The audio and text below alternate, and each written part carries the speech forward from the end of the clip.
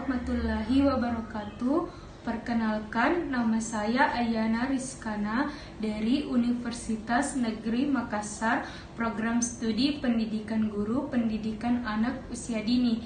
Baik, di sini saya akan menjelaskan atau menceritakan mengenai pengalaman pribadi saya, yaitu perkuliahan daring selama masa pandemi COVID-19 ini.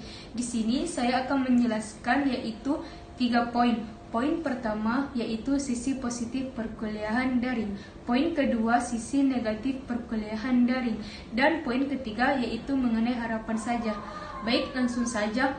Poin pertama yaitu sisi positif perkuliahan daring. Yang pertama yang dapat saya rasakan, kita sebagai mahasiswa dapat melakukan proses perkuliahan dimanapun dan kapanpun saja.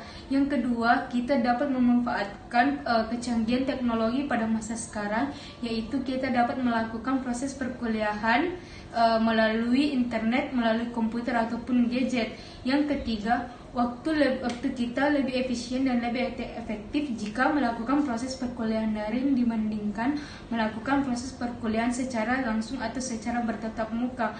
Karena kita melakukan proses perkuliahan secara langsung atau bertatap muka, waktunya telah terjadwal. Baik, poin kedua yaitu sisi negatif perkuliahan daring. Yang pertama, tentunya teknologi dan jaringan internet sangat mendukung kita untuk melakukan proses perkuliahan daring.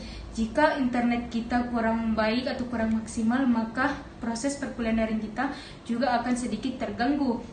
Yang kedua, interaksi sosial kita lebih terbatas karena kita cenderung sendiri dan kita tidak bertemu secara langsung oleh para dosen ataupun para teman-teman kita. Yang ketiga, tentunya ada beberapa mata kuliah yang mungkin susah atau sedikit sulit jika dilakukan secara online ataupun secara daring. Poin ketiga yaitu mengenai harapan saya.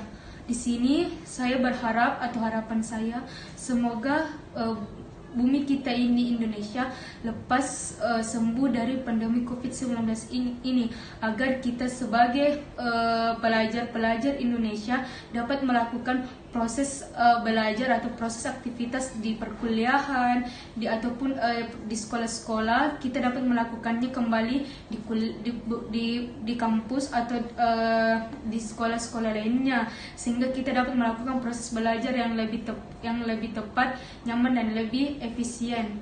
Baik, mungkin itu saja yang dapat saya jelaskan atau sampaikan. Lebih dan kurangnya mohon dimaafkan. Wabillahi taufiq wa hidayah. Assalamualaikum warahmatullahi wabarakatuh.